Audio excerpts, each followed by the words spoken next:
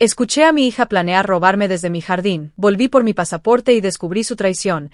Mi hija y su esposo querían encerrarme por dinero. Lo que escuché desde la ventana. Volví del aeropuerto solo por haber olvidado mi pasaporte, y terminé descubriendo que mi hija y su esposo planeaban declararme mentalmente incapaz para quedarse con todo lo que construí en mi vida. No me lo podía creer. Tenía todo preparado para ese viaje. Tras meses de ahorro, planeación y entusiasmo, mi crucero por el Mediterráneo finalmente iba a suceder. Había llegado temprano al aeropuerto de El Prat, en Barcelona, cuando al revisar los documentos en la fila de embarque, me di cuenta del olvido. El pasaporte seguía en casa. Me sentí ridícula y furiosa al mismo tiempo. Volví a toda prisa en un taxi con la esperanza de no perder el vuelo. No podía imaginar que esa vuelta abrupta cambiaría para siempre el rumbo de mi existencia. Mi nombre es Elvira, tengo 66 años y he vivido toda mi vida con orden, disciplina y mucho amor por mi familia. Esa mañana, mientras subía las escaleras de mi propia casa en el barrio de Gracia, aún con el corazón palpitando por la prisa, jamás sospeché lo que estaba por escuchar. Mi hija Lucía y su esposo Darío estaban en el jardín,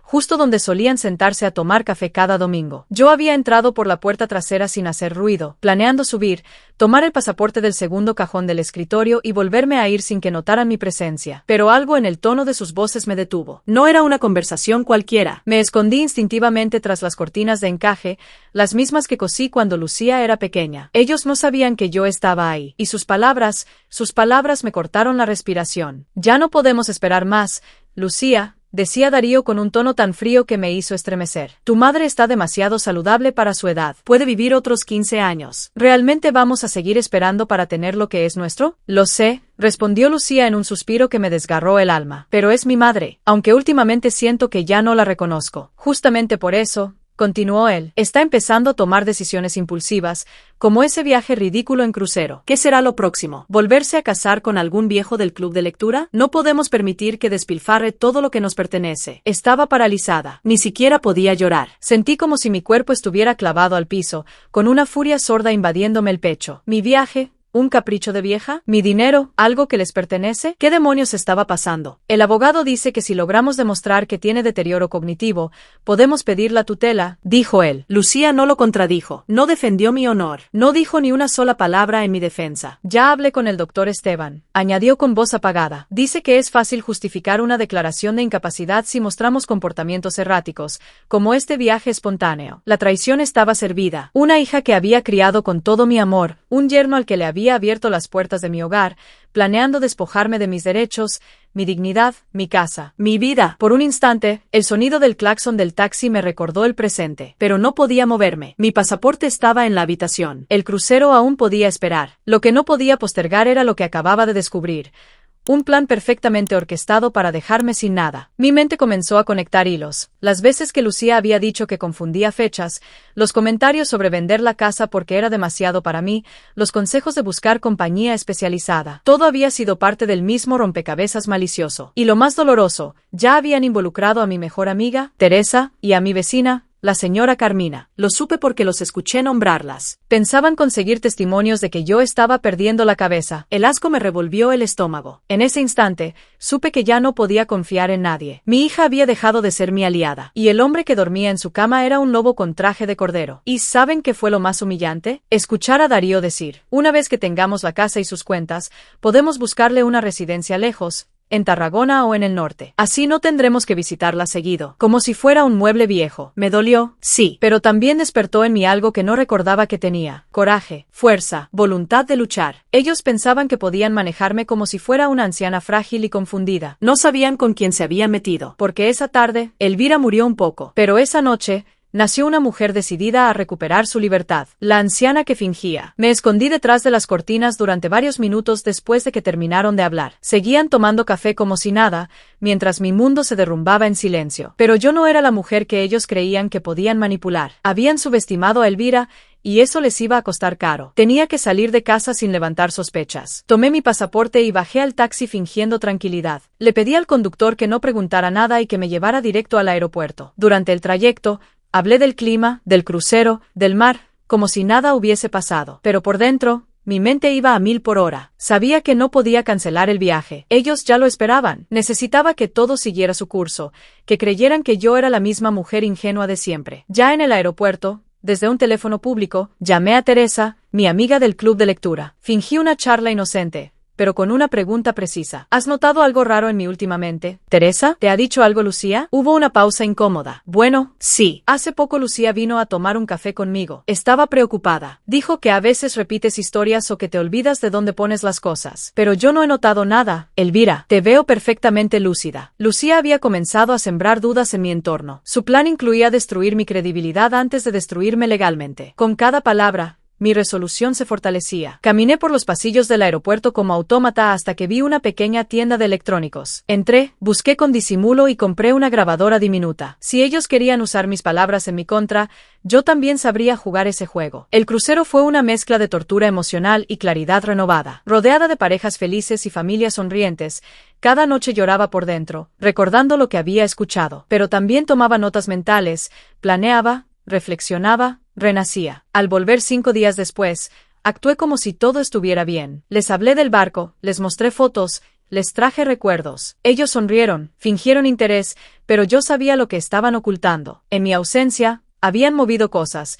Los papeles en mi escritorio no estaban como los dejé. Algunas joyas pequeñas habían desaparecido. Hasta noté que faltaban copias de llaves. Pero no dije nada. Me convertí en actriz de mi propia vida. Fingía olvidar cosas pequeñas. Repetía historias a propósito. Les daba justo lo que necesitaban para confiarse. Mientras tanto, cada conversación era grabada. Cada insinuación sobre mi salud mental, cada comentario sobre mis cuentas o mi casa, era evidencia. No me detuve ahí. Hice una cita con Joaquín, el abogado que había sido socio de mi difunto esposo. Le dije que quería revisar mi testamento. ¿Hay algún motivo específico?, preguntó, mirándome con cautela. Llamémoslo precaución. Quiero dejarlo todo en orden. Y con discreción. Él comprendió de inmediato. Había conocido a Roberto por décadas. Sabía que yo no pedía cambios porque sí. Me ayudó a modificar mi testamento y también a otorgar un poder legal preventivo a favor de una persona de absoluta confianza. Mi nueva albacea sería Teresa, no Lucía, no Darío. Comencé a tener pruebas más concretas. Grabaciones donde Lucía decía que quizá ya no era seguro que viviera sola,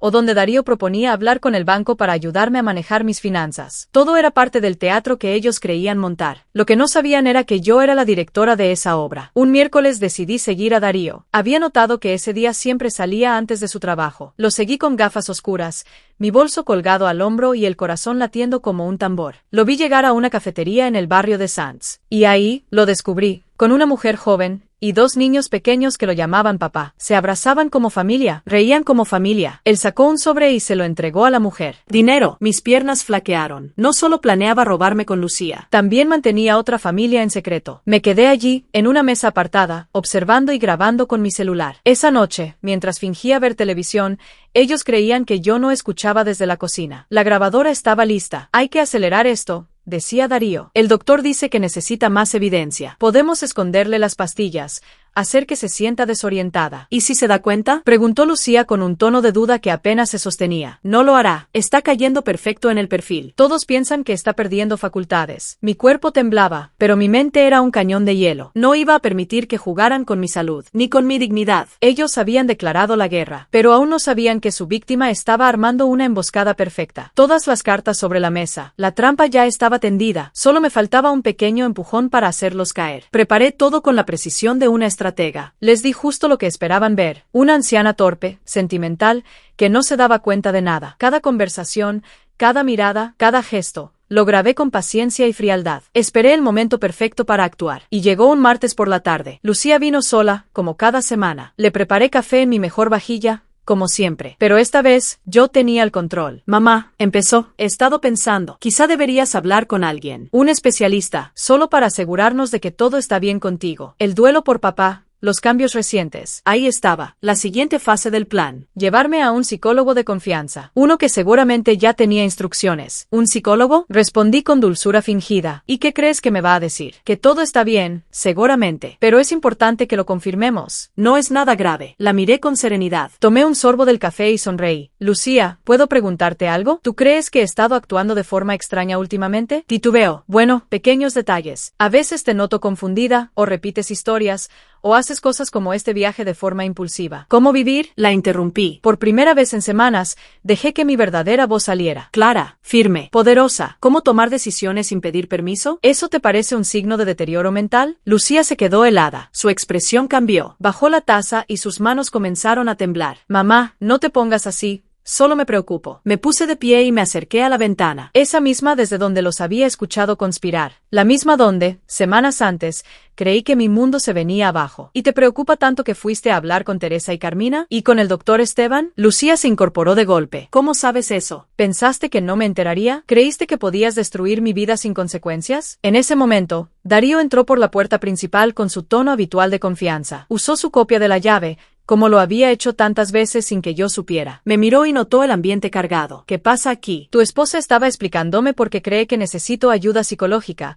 Le respondí, y yo le estaba contando lo que descubrí en el banco. Las consultas sobre mis cuentas, las copias de mis documentos, las joyas que desaparecieron. Darío intercambió una mirada rápida con Lucía. Casi imperceptible. Pero yo ya conocía ese lenguaje de complicidad. Debe haber un malentendido, dijo con una sonrisa falsa. No hay ninguno, dije, caminando hacia mi escritorio y sacando una carpeta. Pero ya que estamos todos, quiero mostrarles algo. Coloqué la carpeta sobre la mesa. Dentro, estaban las copias de las grabaciones, fotografías, informes y pruebas reunidas durante semanas. Todo lo que había preparado con Joaquín, mi abogado, y Elías, la detective privada que había contratado. Lucía, ¿sabías que tu marido tiene otra familia en Sanz? 2 hijos pequeños. Una mujer llamada Rosalía. No, pues yo sí. Y lo tengo todo documentado. El color desapareció del rostro de Lucía. Se derrumbó en el sofá, atónita. ¿Qué está diciendo? Susurró. Que tu maravilloso esposo te ha estado mintiendo durante años. Que pensaba robarme todo para mantener 2 hogares. Y tú, sin saberlo, te convertiste en su cómplice. Darío se puso de pie, furioso. Vieja entrometida, no tienes pruebas de nada. Oh,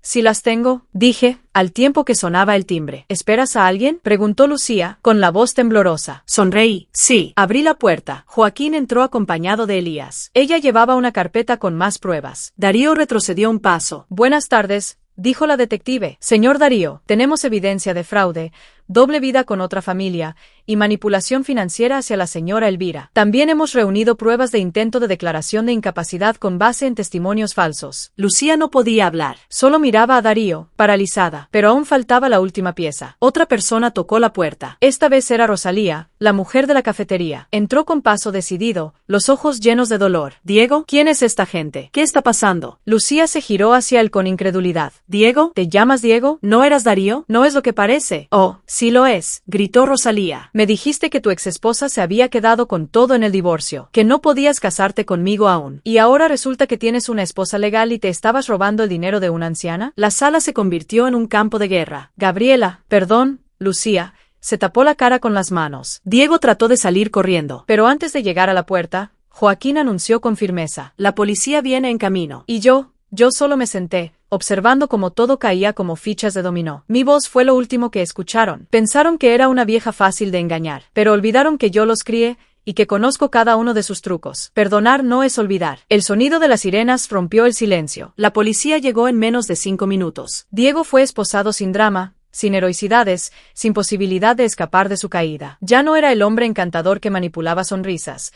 Ahora era solo un delincuente atrapado por su propia ambición. Lucía lloraba, en silencio, su rostro oculto entre las manos. A pesar de todo, me dolía verla así, no por lástima, sino porque aún era mi hija, y porque el amor de una madre es una herida que no deja de sangrar, aunque decidas no volver a tocarla. Mamá, logró decir con la voz rota, no sé cómo reparar esto. Me acerqué, me arrodillé frente a ella, tomé sus manos temblorosas y le dije, no puedes reparar lo que rompiste, Lucía. Pero puedes aprender, puedes cambiar. Puedes construir algo nuevo, si tienes el valor de enfrentar lo que hiciste sin justificarlo. Ella asintió, hundida en vergüenza. Rosalía se quedó quieta, abrazándose a sí misma, mirando a los oficiales mientras se llevaban al hombre que le había mentido, manipulado y usado como parte de un teatro cruel. La miré con compasión. Tú también mereces justicia, Rosalía. No dejes que esto te marque. Él no define tu valor ni el de tus hijos. Ella se acercó y, con los ojos llenos de lágrimas, me abrazó. Gracias por desenmascararlo. Gracias por no quedarte callada. Cuando todos se fueron, la casa quedó en silencio. Pero esta vez no fue un silencio de abandono, sino de paz. Me senté en mi sillón favorito, el mismo donde me acurrucaba con Roberto cuando llovía,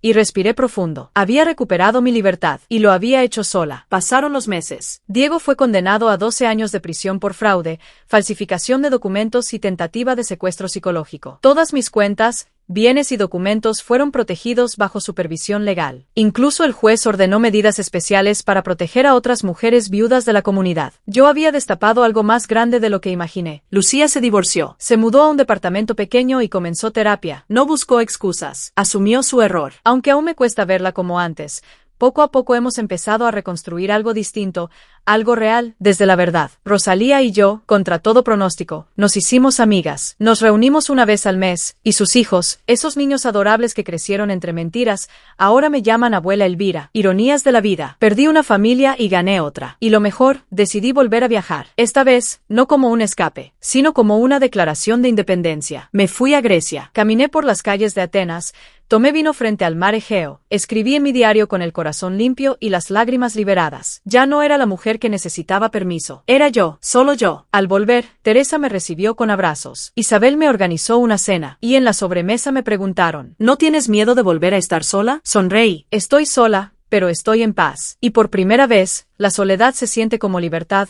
no como castigo. Hoy, al mirar por la misma ventana donde escuché aquella conversación devastadora, ya no siento dolor. Siento orgullo. Orgullo de haberme defendido, de haber dicho basta, de no haber permitido que el amor ciego me convirtiera en víctima. No sé si algún día volveré a confiar plenamente en Lucía. Tal vez no, pero la perdoné, porque no quiero cargar su sombra el resto de mi vida. Perdonar no significa olvidar. Perdonar significa liberar el corazón para volver a ser tú. Gracias por acompañarme hasta el final de esta historia. Si te ha gustado y te hizo reflexionar, te invito a darle like y a suscribirte al canal. Solo tienes que buscar el botoncito rojo debajo del video y hacer clic. Es gratis y con eso nos ayudas muchísimo a seguir compartiendo historias como esta. ¿Y tú? ¿Alguna vez has tenido que defender tu dignidad frente a quienes más amabas? ¿Perdonarías una traición así? Te leo en los comentarios.